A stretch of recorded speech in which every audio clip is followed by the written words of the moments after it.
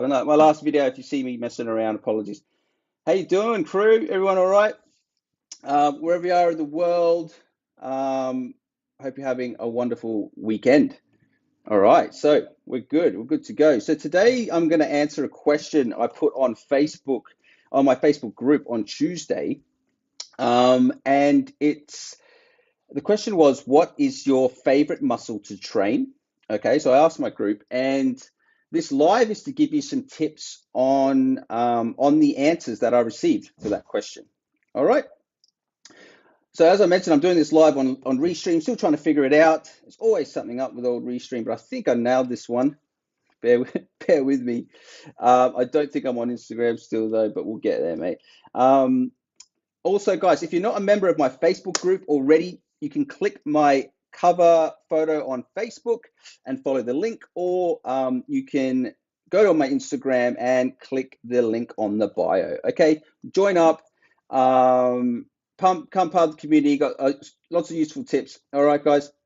And the question I got asked, the question I asked on my Facebook group was, what is your favorite muscle to train? And I got an overwhelming response with chest and shoulders, and this is not surprising because my academy is geared towards men over 30, and guys will be guys, and chest and shoulder muscles are priority, of course. All right, and this is cool because there's actually been studies there's actually been a study done and surveys with women, and they've been asked the question, what first attracts them when they look at a man's physique? Interesting fact. And the answers came back with chest and arms. All right. So if you see, it's very important to attract the opposite sex or the same sex if you're that way inclined. But as you become a more seasoned lifter, you quickly realize, that there's much more to building muscle than just looking amazing and attracting a partner. All right. So muscles like your back and legs become more important, and you learn to enjoy training harder muscle groups as you start training more often. Okay. But for the sake of not talking for hours, I'm going to pick one muscle group, and it's going to be the chest muscle group, which is the main priority for my group members. And I'm going to give you 3 of my top tips for a bigger chest. Okay, it's tips that I've used during my journey of building my physique, and I'd use for my clients as well. Okay, so I'm also going to tap on muscle growth rather than strength, because look, most guys that train the chest want to change the muscle's appearance, right? Opposed to just trying to bench as much as possible, and that's most guys out there. Okay. Also, the chest muscles are the easiest muscles to start training, mainly because of the push-ups, right? Push-ups are a popular exercise. So before guys get into the gym at all, and before they start throwing barbells around, dumbbells around, there's usually a base of muscle memory for them for doing push-ups, right? Personally, my chest was one of the first muscle groups I learned to contract really well. I do get a good response from my chest. And because of this, I need to stay off my chest now and again, especially when I'm bulking, because my chest can overdevelop compared to my shoulders. Okay, so stuff you need to be aware of. You don't want to look imbalanced. And it's something bodybuilders look out for, good symmetry. I think a general gym goer probably couldn't pick it as much. But symmetry is important, okay, between the chest and the shoulders. All right. You don't want man boobs, okay? So you want to train appropriately. So the muscle mass on the shoulders need to be well developed as well, okay? And the shoulders is actually a more complex muscle group than the chest, because there are 3 different areas that you need to focus on when you're training your shoulders. Plus, you also have the rotator cuff to think about as well, which is very, very important, which I'm going to touch base on a little bit in a second. When you contract your chest muscles, all right, using your pec major and your pec minor muscles in the chest cavity here, both of these muscles contract, okay, when you use the muscle, and antagonist muscles that support this contraction also contract and support, all right? But what people fail to realize is when you use your chest muscles, you also use your rotator cuff muscles, okay? The rotator cuff muscles are connected to your scapula, okay, in your shoulder blade, right? So the first tip is about the rotator cuff. And you should be training and you should be trying to gain strength in your rotator cuff, your internal and external rotator cuff muscles. You want them just as strong as your chest muscles. They are resilient muscles, these internal and external rotator cuff muscles. Very, very, very strong.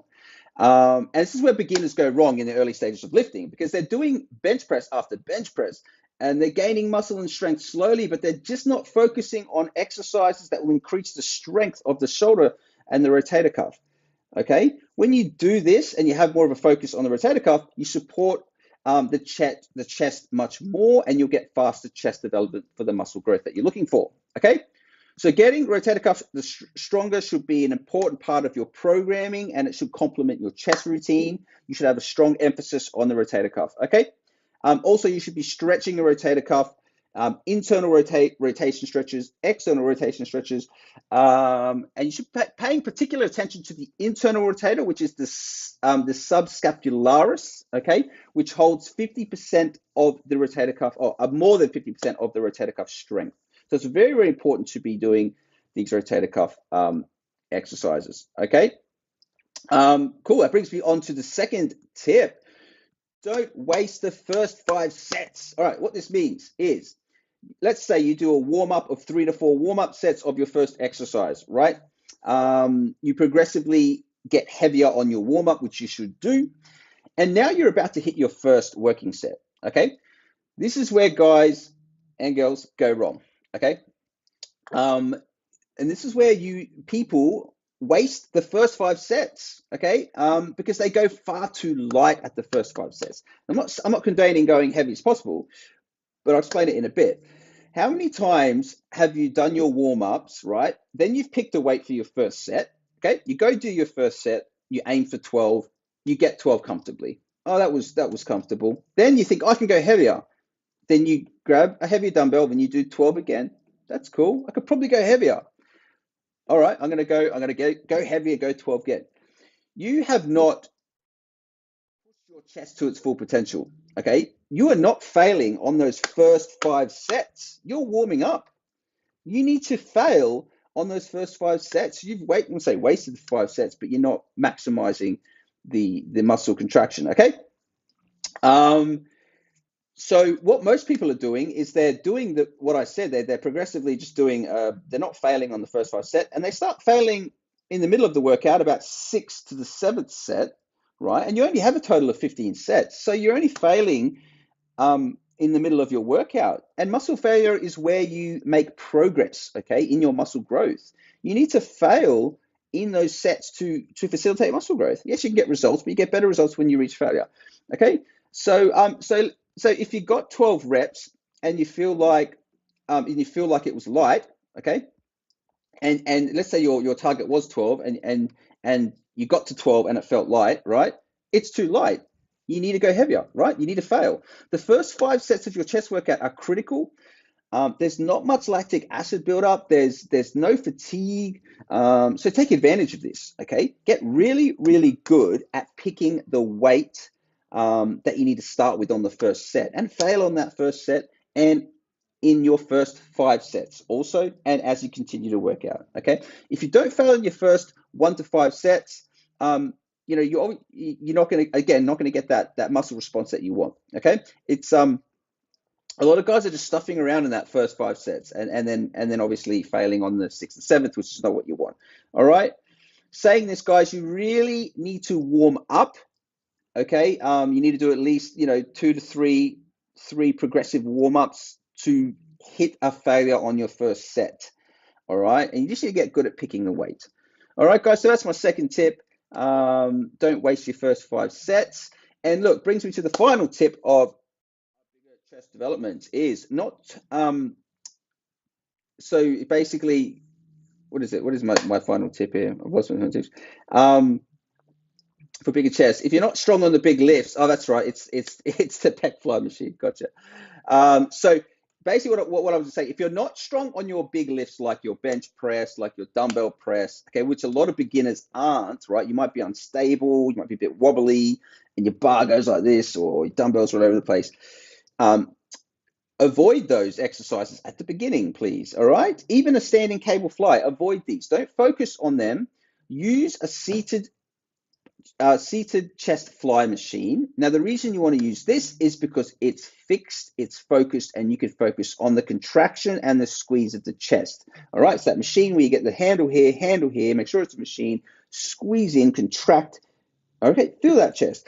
Okay, you do have to be strong with bench presses, but it's you know, it has less emphasis, the bench press, actually on isolating your pec major and pec minor, okay?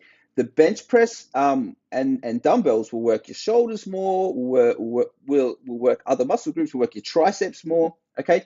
But if you want to focus and learn how to contract your chest, you need to learn the muscle and mind connection between the chest and your mind. So you need to focus and isolate, okay? Get on this machine, get on the chest pec fly machine, do about up to 6 sets if you want, and try to hold that isometric contraction, it's called, here for at least 4-5 seconds. Squeeze and hold and breathe and think about that contraction, okay? Get that mind to muscle connection.